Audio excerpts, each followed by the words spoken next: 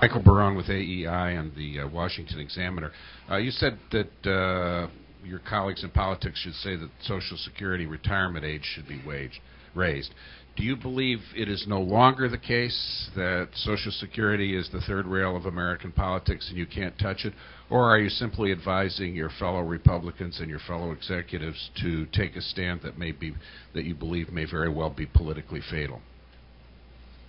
I was right with you till the last clause on that sentence. I think the world has changed, and I don't believe it's fatal.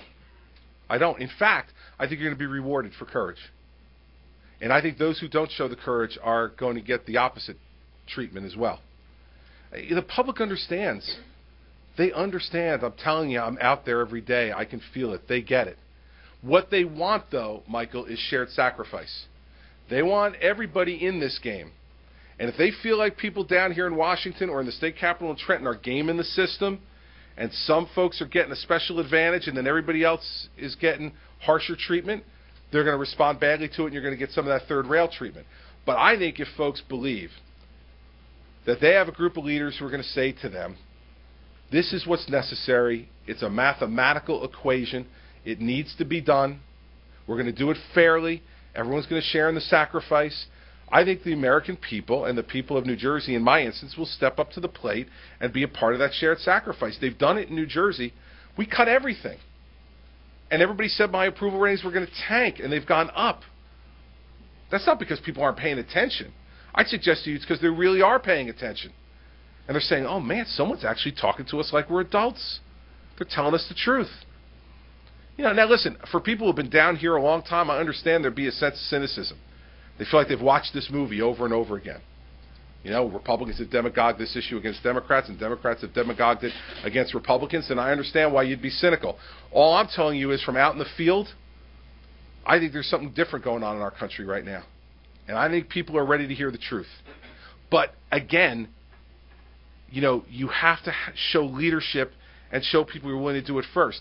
I couldn't sit back in New Jersey and say, well, I know we have a pension and benefit problem. I'll wait for the Democrats in the legislature to come forward with their plan, then I'll critique it. I put my plan out there in September and got booed by the firefighters.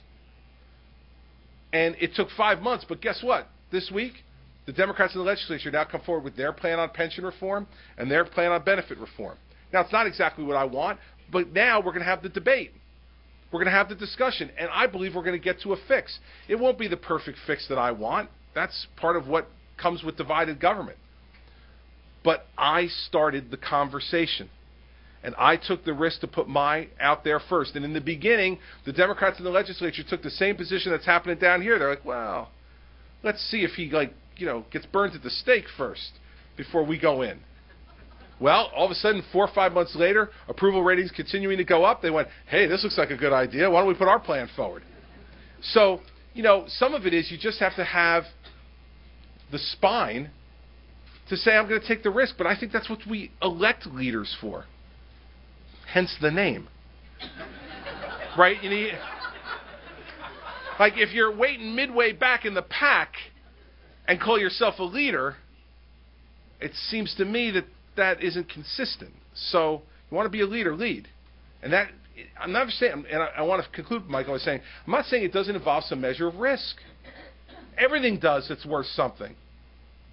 But, what did you get sent to this party for? I mean, really, what did we come to do this for? Just to mark time and collect a title? Before I got this job, I had plenty of titles. I was the United States Attorney, and most importantly, husband, father, son. I didn't need new titles. I came here to achieve and to succeed. And these jobs give you an opportunity to do that like no other jobs that are available in my view. But you got to step up to the plate and do them.